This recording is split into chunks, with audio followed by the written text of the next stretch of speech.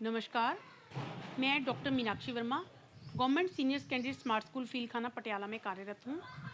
Corona महामारी के कारण स्कूलों में छुट्टियाँ चल रही हैं, लेकिन आपकी पढ़ाई का नुकसान ना हो, आपकी पढ़ाई जारी रहे, इसलिए हम कुछ ना कुछ आप प्रयत्नशील हैं कि आपको अपने घर बैठे ही कुछ पढ़ाया जाए।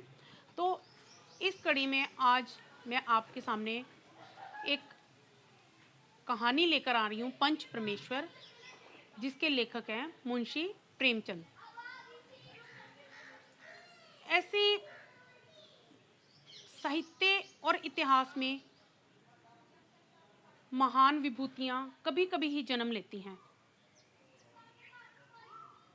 जैसे वाल्मीकि, वेदव्यास, कालिदास, तुलसीदास, कबीर। और अगर इसी परंपरा में आगे नाम लिया जाए तो मुंशी प्रेमचंद जी का नाम आता है। उनका होना ही अपने आप में एक घटना है। उन्होंने सर्वथा मौलिक लेखन धारा को जो है हमारे सामने प्रस्तुत किया।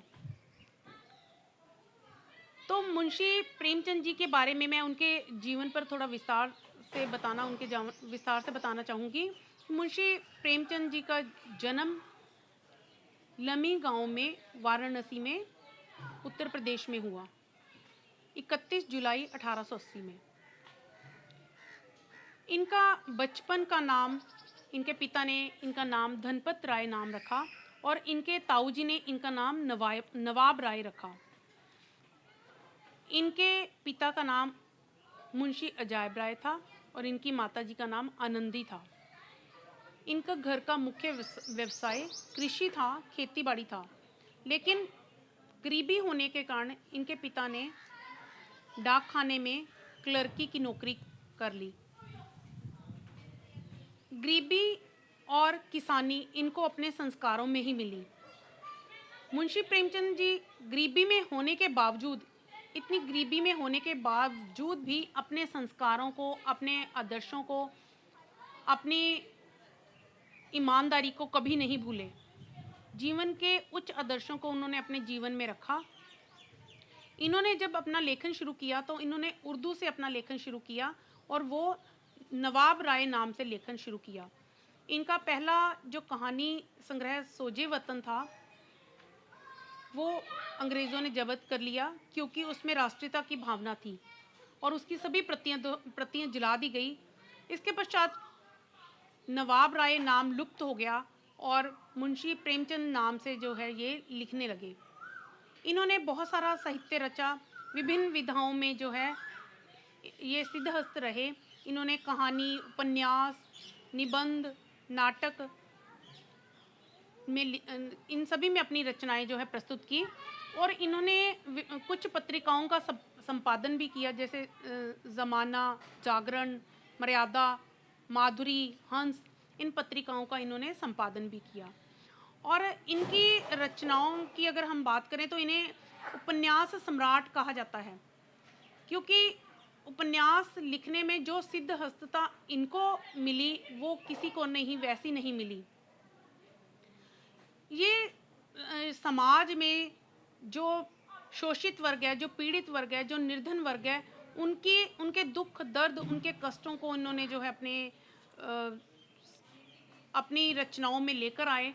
इन्होंने उसे, मुंशी प्रेमचंद जी खुद भी कहा करते थे कि प्रेमचंद का विचार था कि साहित्यकार पैदा होता है, बनाया नहीं जाता, लेकिन शिक्षा एवं जिज्ञासा से प्रकृति की इस देन को बढ़ाया जा सकता है। वे साहित्यकार को मानसिक पूंजीपति मानते हैं। वह समाज, क्योंकि ये कहते थे कि जो साहित्यकार है, जो लेखक है, वो समाज का अंग है, वह उसके सुख दुख का, समाज के सुख दुख का साथी है। उसका परिष्कार एवं उसकी आत्मा को जागृत करना ही उसका धर्म है। वह व्यक्ति समाज, देश, संस्कृति तथा मानवता के लिए उत्तरदायी है। वह दलित, पीड़ित, शोषित का वकील है। वह स्वाधीनता कामी होने के साथ ही मानवता का उपासक है। उनके लिए साहित्य जीवन की आलोचना है, सच्चाइयों का दर्पण है, अच्छाई बुराई का संग्राम स्थल है और मानवीय मूल्यों का सर्जक है। तो मुंशी प्रेमचंद जी ने जो है बहुत सारे इस तरह इन्हीं सभी सभी का वर्णन करते हुए जो है जनजीवन को लेते हुए बहुत सारे उपन्यास रचे। उनमें है सेवा सदन, गोदान, प्रतिज्ञा, रंगभूमि, गबन, कर्मभूमि, प्रेमाश्रय, वरदान एवं मंगल सूत्र जो है वो अधूरा इनका अधूरा उपन्यास है। इन्होंने 300 के लगभग कहानियाँ लिखी जो कि मानसरोवर के 8 भागों में जो है प्रकाशित हुई। मानसरोवर नाम से 8 भागों में प्रकाशित हुई। और इन्होंने करबला संग्राम और प्रेम की वेदी जो है नाटक लिखे और कुछ विचार इनका निबंध संग्रह है। तो इन्होंने इनकी साहित्यिक विशेषताएं यही हैं कि इन्होंने जनजीवन का यथार्थ चित्रण जो है अपनी रचनाओं में जो है प्रस्तुत किया, जनजीवन को आवाज़ दी, उनके दुख दर्द को लेकर आए। और इनकी जो भाषा शैली है वो आम बोलचाल वाली हिंदुस्तानी भाषा का प्रयोग किया। इन्होंने उर्दू, अंग्रेज़ी, संस्कृत इन सभी शब्दों का जो है मिश्रित रूप जो है इनका जो है इनकी रचनाओं में देखने को मिलता है। और इनकी जो शैली है वो वर्णनात्मक रही है। इन्होंने कहीं कहीं जो है संवादात्मक और विचारात्मक शैली को भी अपनाया। तो बच्चों, आप इस तरह मुंशी प्रेमचंद जी के जीवन से अब परिचित हो ही गए हैं। और अब मैं इनके जीवन पर प्रकाश डालने के पश्चात जो है इनकी जो कहानी है पंच परमेश्वर, उस पर प्रकाश डालने जा रही हूँ। जुम्मन शेख और अलगू चौधरी में गाढ़ी मित्रता थी। साझे में खेती होती थी, कुछ लेन देन में भी साझा था। एक को दूसरे पर अटल विश्वास था। जुम्मन जब हज करने गए थे तब अपना घर अलगू को सौंप गए और अलगू जब कभी बाहर जाते तो जुम्मन पर अपना घर छोड़ देते थे। उनमें ना खान पान का व्यवहार था, ना धर्म का नाता, केवल विचार मिलते थे। मित्रता का मूल मंत्र यही है। जुम्मन शेख की एक बूढ़ी खाला थी। उसके पास कुछ थोड़ी सी मिल्कियत थी, परंतु निकट संबंधियों में कोई न था। जुम्मन ने लंबे चौड़े वादे करके वह मिल्कियत अपने नाम लिखवा ली। जब तक उसकी रजिस्ट्री ना हुई तब तक खालाजान का खूब आदर सत्कार किया गया। हलवे पुलाव की वर्षा सी की गई, पर रजिस्ट्री की मोहर ने इन खातिरदारियों पर मुहर लगा दी। जुम्मन की पत्नी करीमन रोटियों के साथ कड़वी बातों की कुछ तीखे सालन भी देने लगी। जुम्मन शेख भी निष्ठुर हो गए। अब बेचारी खालाजान को प्राय नित्य ही ऐसी बातें सुननी पड़ती थी। बुढ़िया न जाने कब तक जिएगी, 2-3 बीघे ऊसर क्या दे दिया, मानो मोल ले लिया। बघारी दाल के बिना रोटियां नहीं उतरती। जितना रुपया इसके पेट में झोंक चुके उतने से अब तक तो गांव मोल ले लिए होते। कुछ दिन खालाजान ने सुना और सहा, परंतु जब ना सहा गया तब जुम्मन से शिकायत की। जुम्मन ने स्थानीय कर्मचारी गृह स्वामिनी के प्रबंध में दखल देना उचित न समझा। अंत में एक दिन खाला ने जुम्मन से कहा, बेटा, तुम्हारे साथ मेरा निर्वाह ना होगा, तुम मुझे रुपए दे दिया करो, मैं अपना पका खा लूंगी। जुम्मन ने धृष्टता के साथ उत्तर दिया, रुपए क्या फलते हैं? खाला ने नम्रता से कहा, मुझे भी कुछ रूखा सूखा चाहिए भी कि नहीं? जुम्मन ने गंभीर स्वर में जवाब दिया, तो कोई यहाँ थोड़े ही समझा था कि तुम मौत से लड़कर आई हो। खाला बिगड़ गई। उन्होंने पंचायत करने की धमकी दी। जुम्मन हंसे, जिस तरह कोई शिकार हिरन को जाल की तरफ जाते देख मन ही मन हंसता है। वे बोले, हाँ जरूर पंचायत करो, फैसला हो जाए। मुझे भी यह रात दिन की खटपट पसंद नहीं। इसके बाद कई दिन तक बूढ़ी खाला हाथ में एक लकड़ी लिए आसपास के गांव में दौड़ती रही। कमर झुककर कमान हो गई थी। चारों ओर घूम घूम कर बेचारी अलगू चौधरी के पास आई। बेटा, तुम भी दम भर के लिए मेरी पंचायत में चले आना। यूं आने को तो आ जाऊंगा, मगर पंचायत में मुंह ना खोलूंगा। क्यों बेटा, अब इसका क्या जवाब दूं? अपनी खुशी? जुम्मन मेरा पुराना मित्र है, उसे बिगाड़ कर नहीं कर सकता। बेटा, क्या बिगाड़ के डर से ईमान की बात ना कहोगे? अलगू इस सवाल का कोई उत्तर न दे सका, पर उसके हृदय में ये शब्द गूंज रहे थे, बेटा, क्या बिगाड़ के डर से ईमान की बात ना कहोगे? संध्या समय एक पेड़ के नीचे पंचायत बैठी। पंच लोग बैठ गए।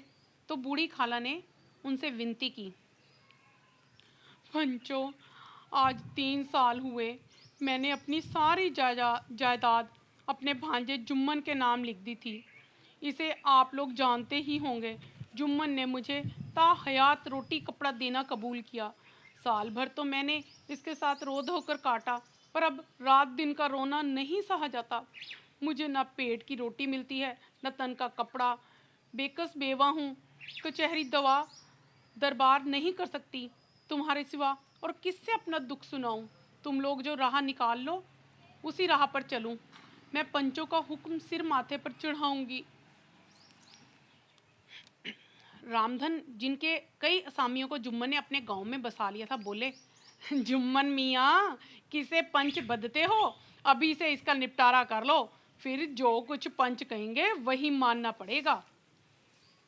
जुम्मन बोले, पंचों का हुक्म आला हुक्म है। खालाजन जिसे चाहें उसे पंच बनाएं। खाला ने अलगू चौधरी को सरपंच चुना।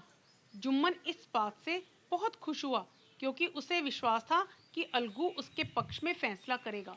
अलगू इस झमेले में फंसना नहीं चाहते थे। वे कन्नी काटने लगे, बोले, खाला, तुम जानती हो कि मेरी जुम्मन से गाढ़ी दोस्ती है। खाला ने गंभीर स्वर में कहा, बेटा, दोस्ती के लिए कोई अपना ईमान नहीं बेचता। पंचों के दिल में खुदा बसता है। पंचों के मुंह से जो बात निकलती है वह खुदा की तरफ से निकलती है। अलगू चौधरी सरपंच हुए। अलगू चौधरी बोले, शेख जुम्मन, हम और तुम पुराने दोस्त हैं। जब काम पड़ा तुमने हमारी मदद की, और अब हम भी जो कुछ बन पड़ा तुम्हारी सेवा करते हैं। मगर इस समय तुम और बूढ़ी खाला दोनों हमारी निगाह में बराबर हो। तुमको पंचों से जो कुछ अर्ज करनी हो तो करो। जुम्मन को पूरा विश्वास था कि अब बाजी मेरी है। अलगू यह सब दिखावे की बातें कर रहा है। अलगू चौधरी को हमेशा कचहरी से काम पड़ता था, अतः वह पूरा कानूनी आदमी था। उसने जुम्मन से जिरह शुरू कर दी। एक एक प्रश्न जुम्मन के हृदय पर हथौड़े की तरह चोट कर रहा था। जुम्मन चकित थे कि अलगू को क्या हो गया है। जुम्मन शेख तो इसी विकल्प में पड़े हुए थे कि इतने में अलगू ने फैसला सुनाया। जुम्मन शेख, पंचों ने इस मामले पर विचार किया। उन्हें नीति संगत मालूम होता है कि खाला जान को माहवार खर्च दिया जाए। हमारा विचार है कि खाला की जायदाद से इतना मुनाफा अवश्य होता है कि माहवार खर्च दिया जा सके। बस यही हमारा फैसला है। अगर जुम्मन को खर्च देना मंजूर ना हो तो संपत्ति की वह रजिस्ट्री रद्द समझी जाए। यह फैसला सुनते ही जुम्मन सन्नाटे में आ गए। मगर रामधन मिश्र और अन्य पंच अलगू चौधरी की इस नीति प्रायणता की प्रशंसा जी खोल कर रहे थे। वे कहते थे, इसका नाम पंचायत है, दूध का दूध, पानी का पानी कर दिया। दोस्ती की जगह दोस्ती है, किंतु धर्म का पालन करना मुख्य है। ऐसे फैसले ने अलगू और जुम्मन की दोस्ती की जड़ ही हिला दी।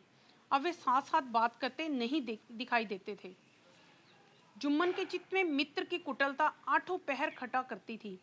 उसे हर घड़ी यही चिंता रहती थी कि किस तरह बदला लेने का अवसर मिले। पिछले साल अलगू चौधरी बटेसर से बैलों की एक बहुत अच्छी जोड़ी मोल ले आए थे। जुम्मन की पंचायत के 1 महीने बाद इस जोड़ी का एक बैल मर गया। अब अकेला बैल किस काम का? उसका जोड़ बहुत ढूंढा गया, पर ना मिला तो निश्चय हुआ कि इसे बेच डालना चाहिए। गांव में एक समझू साहू थे, वे इक्का गाड़ी हाँकते थे। गांव से गुड़ घी लाद कर मंडी ले जाते, मंडी से तेल नमक भर लाते और गांव में बेचते। इस बैल पर उनका मन लहराया। बैल देखा, गाड़ी में दौड़ाया, मोल तोल किया और उसे लाकर द्वार पर बांध दिया। 1 महीने में दाम चुकाने का वादा ठहरा। चौधरी को भी गर्ज थी, घाटे की परवाह न की। समझू साहू ने नया बैल पाया तो लगे उसे रगेदने। वह दिन में 3-3, 4-4 खेपे करने लगे। ना चारे की फिक्र थी ना पानी की, बस खेपों से काम था। मंडी ले गए, वहां कुछ रूखा भूसा सामने डाल दिया। एक दिन चौथी खेप में साहू जी ने दूना बोझा लादा। दिन भर का थका जानवर ना पैर उठते थे, कोड़े खाकर कुछ दूर दौड़ा, धरती पर गिर पड़ा और ऐसा गिरा कि फिर ना उठा। कई बोरे गुड़ और कई पीपे भी उन्होंने बेचे थे। 200-250 रुपए कमर में बंधे थे। इसके सिवा गाड़ी पर कई बोरे नमक के थे, अतएव छोड़कर जा भी नहीं सकते थे। लाचार बेचारे गाड़ी पर लेट गए, वहीं रत जगा करने की ठान ली। आधी रात तक नींद को बहलाते रहे। सुबह जब नींद टूटी और कमर पर हाथ रखा तो थैली गायब। घबराकर इधर उधर देखा तो कई कनस्तर तेल भी नदारद। प्रातःकाल रोते बिलखते घर पहुंचे। सहुआइन ने जब यह बुरी सुनावनी सुनी तब पहले तो रोई, फिर अलगू चौधरी को गालियां देने लगी। निगोड़े ने कुलच्छनी बैल दिया कि जन्म भर की कमाई लुट गई। इस घटना को कई महीने बीत गए। अलगू जब अपने बैलों के दाम मांगते तब साहू और सहुआइन दोनों ही झल्ला उठते। हाथापाई की नौबत आ पहुंची। लोगों ने परामर्श दिया, इस तरह से काम न चलेगा, पंचायत कर लो, जो कुछ तय हो जाए उसे स्वीकार कर लो। साहू जी राजी हो गए, अलगू ने भी हामी भर दी। इसके बाद तीसरे दिन उसी वृक्ष के नीचे पंचायत बैठी। पंचायत बैठ गई तो रामधन मिश्र ने कहा, अब क्या देरी है, पंचों का चुनाव हो जाना चाहिए। बोलो चौधरी, किस किस को पंच बनाते हो? अलगू ने दीन भाव से कहा, समझू साहू ही चुन ले। समझू खड़े हुए और कड़क कर बोले, मेरी ओर से जुम्मन शेख। जुम्मन का नाम सुनते ही अलगू का कलेजा धक धक करने लगा, मानो किसी ने अचानक थप्पड़ मार दिया हो। जुम्मन शेख के मन में भी सरपंच का उच्च स्थान ग्रहण करते ही अपनी जिम्मेदारी का भाव पैदा हुआ। उसने सोचा, मैं इस समय न्याय और धर्म के सर्वोच्च आसन पर बैठा हूँ। मेरे मुंह से इस समय जो कुछ निकलेगा बस देववाणी के सदृश है, और देववाणी में मेरे बुरे विचारों का कदापि समावेश न होना चाहिए। मुझे सत्य से ज्यों भर भी टलना उचित नहीं। पंचों ने दोनों पक्षों से सवाल जवाब करने शुरू किए। बहुत देर तक दोनों दल अपने अपने पक्ष का समर्थन करते रहे। अंत में जुम्मन का फैसला सुनाया। ने फैसला सुनाया, अलगू चौधरी और समझू साहू, पंचों ने तुम्हारे मामले पर अच्छी तरह विचार किया। समझू को उचित है कि बैल का पूरा दाम दे। जिस वक्त उन्होंने बैल लिया उसे कोई बीमारी ना थी। अगर उसी समय दाम दे दिए जाते तो झगड़ा ही खत्म हो जाता। बैल की मृत्यु केवल इस कारण हुई कि उसे बड़ा कठिन परिश्रम लिया गया और उसके दाने चारे का कोई प्रबंध ना किया गया। अलगू चौधरी फूले ना समाये, उठ खड़े हुए और जोर से बोले, पंच परमेश्वर की जय। इसके साथ चारों ओर से प्रतिध्वनि हुई, पंच परमेश्वर की जय। प्रत्येक मनुष्य जुम्मन की नीति को सराहता रहा। इसे कहते हैं न्याय। यह मनुष्य का काम नहीं, पंच में परमेश्वर वास करते हैं। यह उन्हीं की महिमा है। पंच के सामने खोटे को कौन खरा कह सकता है। थोड़ी देर बाद जुम्मन अलगू के पास आए और उनके गले लिपट कर बोले, भैया, जब तुमने मेरी पंचायत की तब से मैं तुम्हारा प्राण घातक शत्रु बन गया था, परंतु आज मुझे ज्ञान हुआ कि पंच के पद पर बैठकर ना कोई किसी का दोस्त होता है ना दुश्मन। न्याय के सिवा उसे और कुछ नहीं सूझता। आज मुझे विश्वास हो गया कि पंच की जबान से खुदा बोलता है। अलगू रोने लगे। इस पानी से दोनों के दिल का मैल धुल गया। मित्रता की मुरझाई हुई लता फिर से हरी हो गई। बच्चों, आपने पंच परमेश्वर कहानी सुनी। मुझे लगता है आपको बड़ी अच्छी लगी होगी और आपको समझ भी आ गई होगी। आपने महसूस किया होगा कि इस कहानी के माध्यम से जो है लेखक हमें क्या संदेश देना चाहता है, उसका क्या कहानी लिखने का उद्देश्य रहा है कि वो कहानी के, जैसा कि इसका नाम ही है पंच परमेश्वर, वो बताना चाहता है कि कहानी के माध्यम से कि एक जो पंच होता है वो उसको, जो सरपंच होता है उसको अपना स्वार्थ, अपनी मित्रता, अपनी दोस्ती सब कुछ भूल कर जो है सत्य का साथ देना चाहिए, सच्चाई का साथ देना चाहिए, न्याय का साथ देना चाहिए, एक सही का साथ देना चाहिए। और इसके माध्यम से लेखक हमें ये भी कहना चाहता है कि जो मित्रता होती है, मित्रता में, मित्रता का आधार जो है विचारों की समानता होता है, उसमें धर्म, जाति, रहन सहन, खान पान ये इतना महत्व नहीं रखता। उससे ज़्यादा महत्व रखता है कि आपके जो विचार हैं अपने मित्र से कितने मिलते हैं। विचारों की समानता का होना बहुत ज़रूरी है। और ये जो कहानी लेखक ने लिखी, इसके माध्यम से लेखक जो है हमें ग्रामीण जीवन, हमारे सामने ग्रामीण जीवन का एक चित्र प्रस्तुत करना चाहता था। ग्रामीण जीवन में छल, प्रपंच, न्याय, अन्याय, सच्चाई, बुराई, वहाँ की जो वहाँ के लोगों का रहन सहन, वहाँ के लोगों के मन में किस तरह की भावनाएं जो उठती हैं, वो किस तरह से अपने जो है अपनी समस्याओं को सुलझाते हैं और कैसे उनका जो है हल निकालते हैं। और हमें हमारे सामने, क्योंकि मुंशी प्रेमचंद जी जो हैं वो एक सिद्धहस्त लेखक रहे हैं ग्रामीण जीवन को प्रस्तुत करने में। ग्रामीण जीवन जो है उनके लिए बहुत ग्रामीण जीवन से उनको जो है बहुत लगाव रहा है, तो इसलिए उनकी जो कहानियों में ये बहुत सारी कहानियों में जो उभर कर आता है, तो इसके माध्यम से उन्होंने हमारे सामने ग्रामीण जीवन का जो एक खाका खींचा है, एक चित्र प्रस्तुत किया है, एक झांकी हमारे सामने प्रस्तुत किया है। उसके माध्यम से हम उसके भीतर जाकर जो है उसके बहुत सारी चीज़ों को, बहुत सारी बातों को, बहुत सारे वहाँ के जीवन को हम जो है ग्रहण करते हैं। तो बच्चों, अब मैं इसके जो है आपके सामने अभ्यास जो है लेकर आ रही हूँ। इसके प्रश्न उत्तर आपके सामने लेकर आ रही हूँ, जो कि 2-3 पंक्तियों में लिखे जाने हैं। पहला प्रश्न है, जुम्मन शेख की गाढ़ी मित्रता किसके साथ थी? इस प्रश्न का उत्तर आपको बहुत सरल है, आपको आता ही है कि जुम्मन शेख की गाढ़ी मित्रता अलगू के साथ थी। रजिस्ट्री के बाद जुम्मन का व्यवहार खाला के प्रति कैसा हो गया था? रजिस्ट्री के बाद जुम्मन का खाला के प्रति जो व्यवहार था बड़ा ही कठोर हो गया था। और खाला ने जुम्मन को क्या धमकी दी थी? खाला ने जुम्मन को पंचायत करने की धमकी दी थी। बूढ़ी खाला ने पंच किसको बनाया था? बूढ़ी खाला ने पंच अलगू को बनाया था। अलगू के पंच बनने पर जुम्मन को किस बात का पूरा विश्वास था? उसको पूरा इस बात का विश्वास था कि फैसला मेरे ही हक में होगा। अलगू ने अपना फैसला किसके पक्ष में दिया? अलगू ने अपना फैसला निष्पक्ष होकर दिया। उसने ये फैसला जो है खाला के पक्ष में दिया। एक बैल के मर जाने पर अलगू ने दूसरे बैल का क्या किया?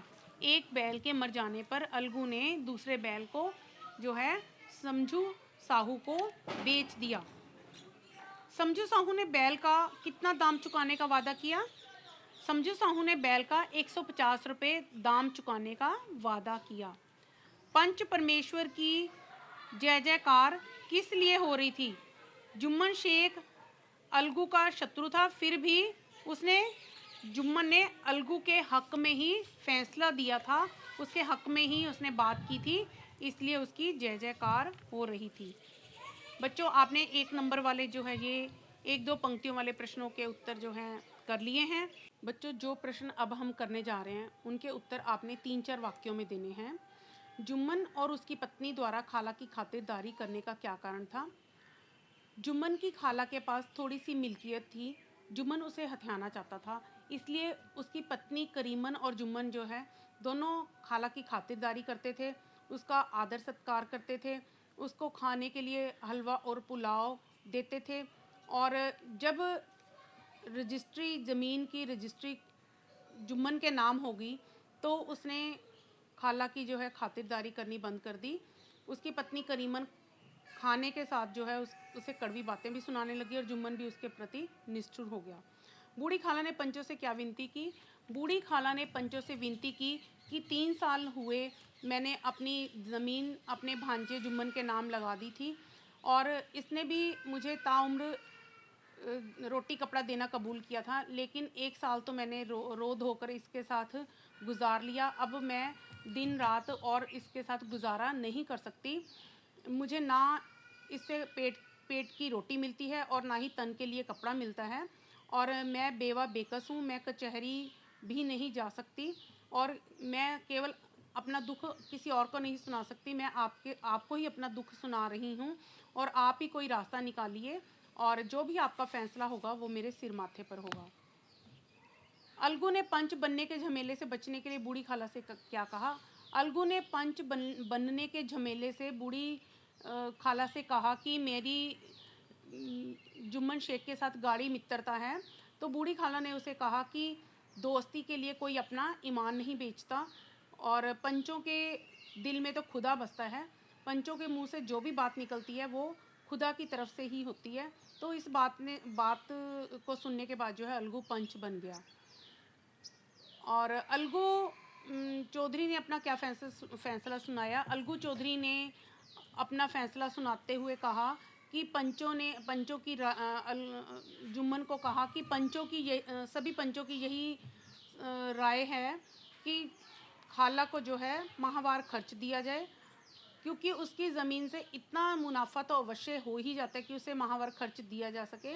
अगर जुम्मन उसे माहवार खर्च नहीं देता तो उसकी ज़मीन की रजिस्ट्री जो है रद्द समझी जाएगी। अलगू चौधरी से खरीदा हुआ समझू साहू का बैल किस तरह से मरा?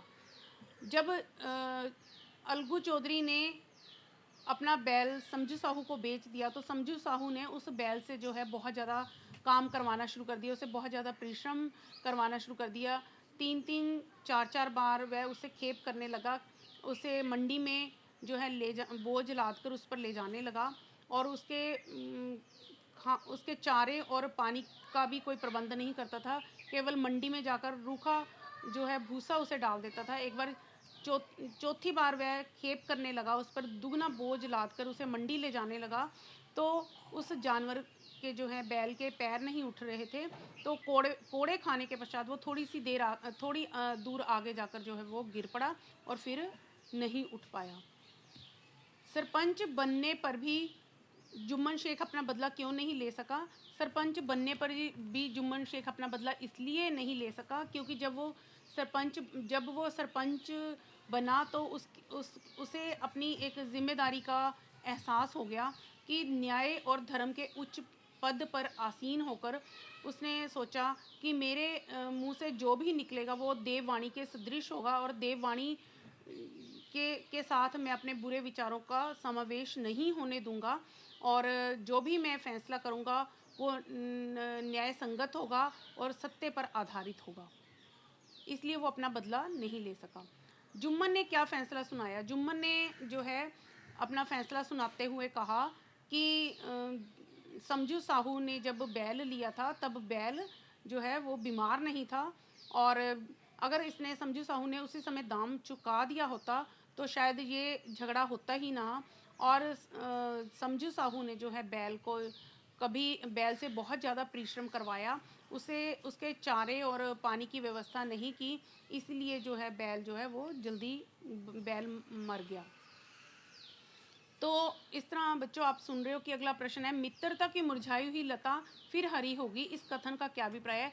मित्रता की मुरझाई हुई लता फिर हरी होगी का अभिप्राय ये है कि जो जुम्मन शेख और अलगू चौधरी में जो मित्रता थी वो दुश्मनी में बदल गई थी, क्योंकि जब अलगू ने जुम्मन शेख के पक्ष में फैसला ना सुनाकर खाला के पक्ष में फैसला सुनाया था तो उस समय उनकी दुश्मनी हो गई थी। और लेकिन जब जुम्मन शेख सरपंच बना और उसने जो फैसला है न्याय संगत उसने जो है फैसला दिया, उसने न्याय का पक्ष लिया, सत्य का जो है साथ दिया उसने, और उसने अलगू के पक्ष में जो है फैसला किया, और इस फैसले के बाद जो उनकी दुश्मनी थी जो है वो ख़त्म हो गई। अलगू और जुम्मन में जो दुश्मनी थी वो समाप्त होगी, और फिर दोनों में जो है एक तरह से दोबारा से दोस्ती होगी। और इसीलिए कहा गया कि मित्रता की जो मुरझाई हुई लता थी, यानी कि उन दोनों की जो मित्रता की लता थी वो फिर से हरी होगी, यानी उन दोनों में फिर जो है दोनों में मित्रता फिर दोबारा पुनः स्थापित हो गई। तो बच्चों आपने ये प्रश्न सुने। अब 6-7 पंक्तियों वाला जो प्रश्न है वो है, पंच परमेश्वर कहानी का क्या उद्देश्य है। बच्चों इस कहानी में जो है लेखक हमें एक तो ये बताना चाहता है कि जो पंच होता है, जो वो उसके मुंह से उसकी ज़बान से जो भी निकलता है वो जैसे खुदा की ही वाणी हो, खुदा ही जैसे कुछ कह रहा हो। और जब एक पंच जो होता है, जो एक सरपंच होता है, जब वो एक न्याय और धर्म के उच्च पद पर आसीन होता है तो उसकी जो वाणी होती है वो देव वाणी के सदृश हो जाती है, और उसे जो है जो भी फैसला लेना होता है वो सत्य पर आधारित होना चाहिए, न्याय के पर आधारित होना चाहिए। दोस्ती, दुश्मनी, स्वार्थ, लोभ, मोह, मद, ये सब इनकी ओर बिल्कुल ध्यान नहीं देना चाहिए उसे। केवल न्याय प्रिय जो है उसे फैसला करना चाहिए, जो न्याय संगत हो, सही हो, सच पर आधारित हो। तो दूसरी बात जो है, लेखक का उद्देश्य ये भी बताना है इस पाठ के माध्यम से, जो मित्रता के बारे में बताना है कि जो सच्ची मित्रता होती है वो सच्ची मित्रता जो होती है वो किसी खान पान, रहन सहन, धर्म, जाति पर आधारित ना होकर वो उसकी वास्तविकता जो होती है उसकी विचारों की समानता पर होती। जैसे अलगू और जुम्मन थे, दोनों का धर्म अलग थे, जाति अलग थी, उसके बाद भी वो जो थे वो वाली ऐसी उसके बावजूद भी उनमें मित्रता थी, भले ही कुछ समय के लिए उनमें दुश्मनी हो गई। ऐसी मित्रता जो होती है वो स्थायी होती है, अधिक देर के लिए रहती है, उसमें स्वार्थ अगर आ भी जाता है तो वो बहुत जल्दी जो है ख़त्म हो जाता है। ऐसी मित्रता जिसमें विचारों की समानता हो। तो इसके मुंशी प्रेमचंद जी ने इस कहानी के ये दोनों उद्देश्य जो है हमें जो है इस पर आधारित, इन दोनों उद्देश्यों पर ये कहानी जो है इस कहानी में प्रेमचंद जी ने ये बताना चाहा है। तो बच्चों आपने ये कहानी सुनी, आपने कहानी सुनी, उसका अभ्यास भी किया। मुझे पूर्ण विश्वास है कि आपको ये कहानी भी अच्छी लगी और इसका अभ्यास भी आपने ध्यानपूर्वक सुन लिया। अब आप इसको करेंगे और धन्यवाद।